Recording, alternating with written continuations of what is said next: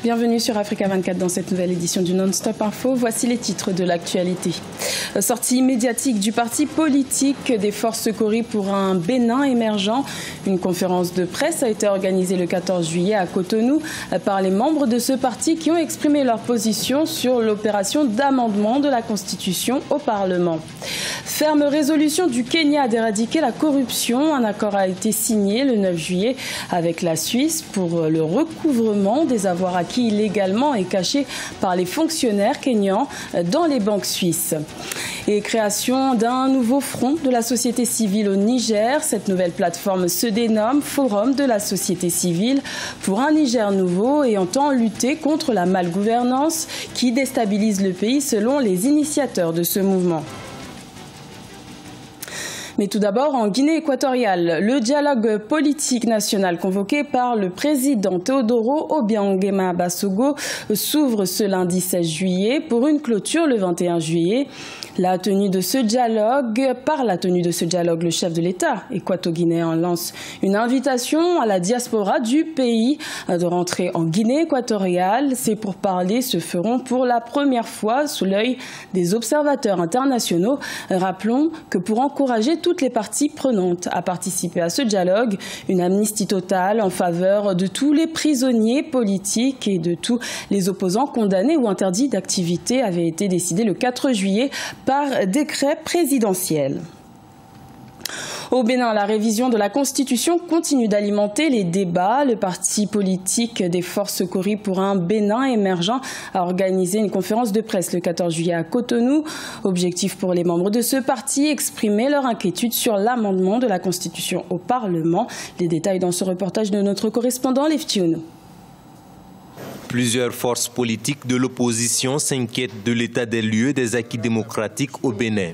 Après l'échec de la proposition de loi portant amendement de la Constitution béninoise du 11 décembre 1990 à l'Assemblée nationale, les députés de l'opposition parlementaire, membres du parti Force Cori pour un Bénin émergent FCBE, sont montés au créneau pour expliquer leur position.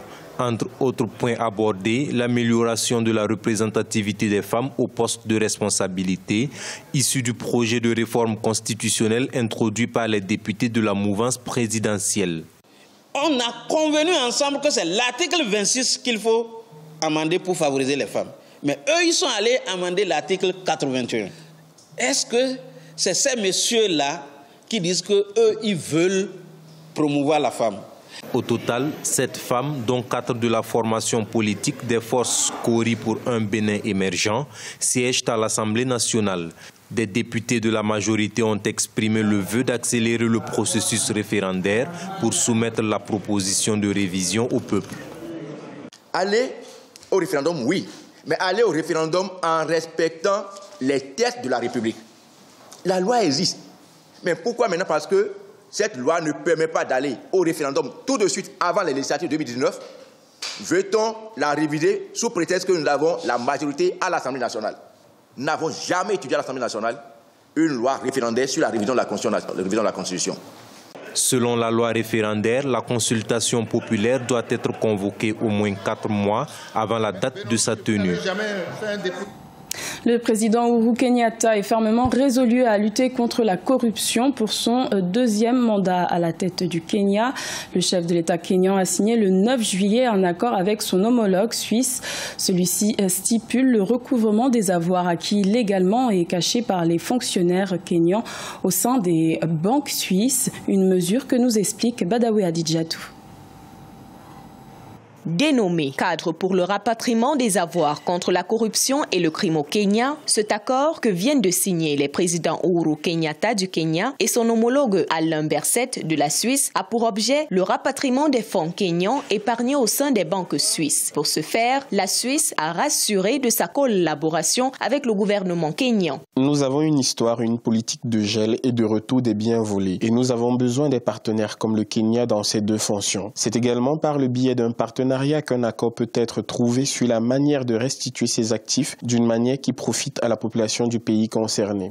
Au mois de juin dernier, le président kényan annonçait un audit obligatoire des avoirs pour tous les fonctionnaires du pays. Entre 1996 et 2017, l'indice de perception de la corruption au Kenya était de 22,62, atteignant le seuil de 28 points en 2017. La stratégie de base doit être basée sur une espèce d'amnistie et cette amnistie conditionnelle devrait permettre d'avoir ce que moi j'appelle aujourd'hui un nouveau contrat social. Et pour y arriver, on doit avoir un renoncement généralisé public. Ça permettrait qu'on décide de quelle partie la République voudrait leur rendre et quelle partie la République voudrait reprendre sous forme de taxes.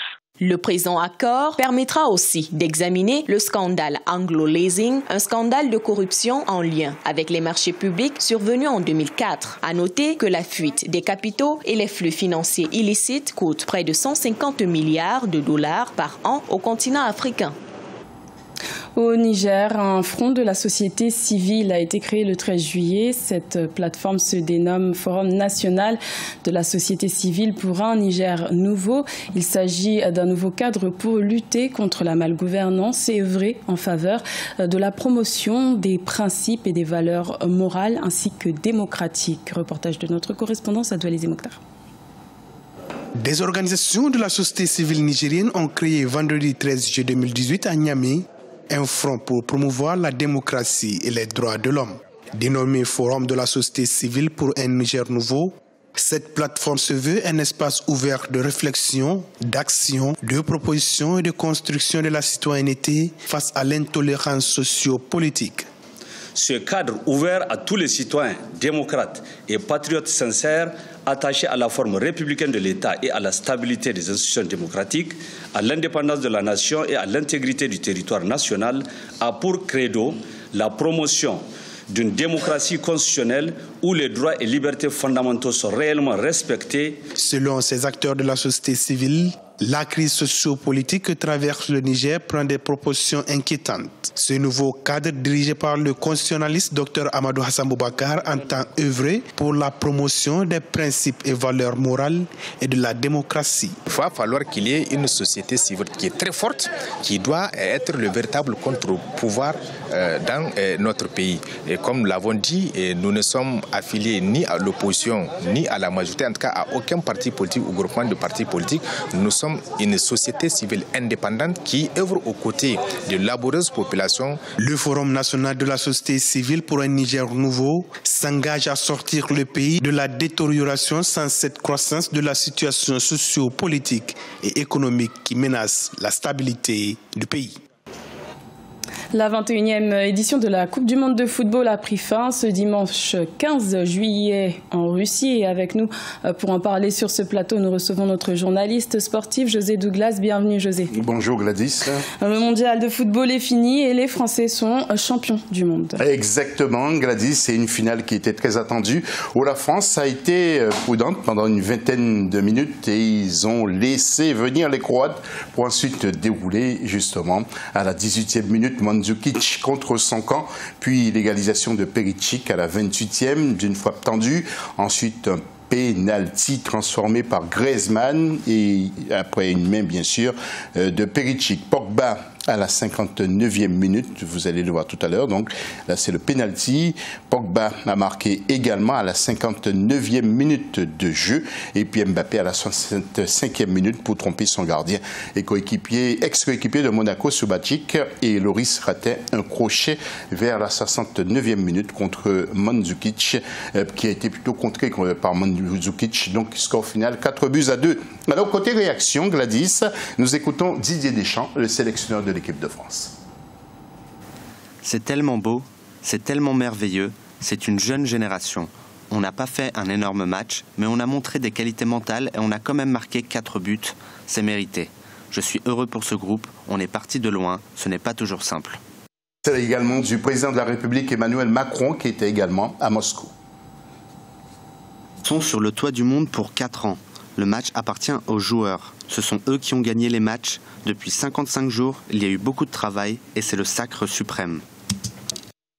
Et la synthèse de ce mondial avec donc pour le Caridas, la victoire de la Belgique, c'était samedi face à l'Angleterre 2-0. Et puis la finale de ce dimanche 15 juillet, Gladys, France-Croatie 4-2. Et que peut-on rajouter, José, à propos de cette finale et de ce mondial? Alors justement, ce fut une très belle compétition, pas d'incident, des stades remplis, belle organisation. Et le président de la FIFA, justement, de dire ceci. Cela fait 2 ans que je dis que ce sera la meilleure Coupe du Monde de l'histoire. Aujourd'hui, je peux le dire avec encore plus de conviction parce que je l'ai vécu et vous aussi. C'est la meilleure Coupe du Monde de l'histoire. L'assistance vidéo, utilisée pour la première fois, avait contribué à cela. La VAR ne change pas le football. Elle le nettoie et le rend plus honnête, plus transparent. Il est désormais difficile d'envisager une Coupe du Monde sans la VAR. Et au classement des buteurs, Gladys, je sais que ça vous intéresse aussi. Kane a terminé premier avec 6 buts. Ensuite, Lukaku, Mbappé, Ronaldo et Cherichev avec 4 buts pour les passeurs Benega, De Bruyne, Hazard, Meunier, avec bien sûr beaucoup de Belges qui sont dans le trio de tête avec 2 passes décisives. Et puis Gladys, quelques belles images justement de cette fin du mondial. Regardez, et puis un petit mot aussi sur la cérémonie de clôture. Et c'est toujours un grand moment parmi les invités. Il y avait Natalia Vodianova ou encore Will Smith, Nick Jam et puis Ronaldinho qui était venu avec justement sa conga pour marquer le rythme. C'est un ancien champion du monde, ancien joueur du Paris Saint-Germain, le Brésilien. Donc la joie des Français. Et puis bien sûr à Paris, un peu partout en France, c'était la fête. Je vous laisse aussi regarder quelques photos justement après la victoire de l'équipe de France de football, champion du monde 2018, Gladys. Merci José pour toutes ces précisions et merci de nous avoir accompagnés tout au long de ce mondial de football. Un rendez-vous en 2022. Voilà, le rendez-vous est pris. Ce journal a été réalisé par l'ensemble de la rédaction. Merci de votre fidélité. Retrouvez dans un instant une nouvelle édition de l'information sur Africa 24.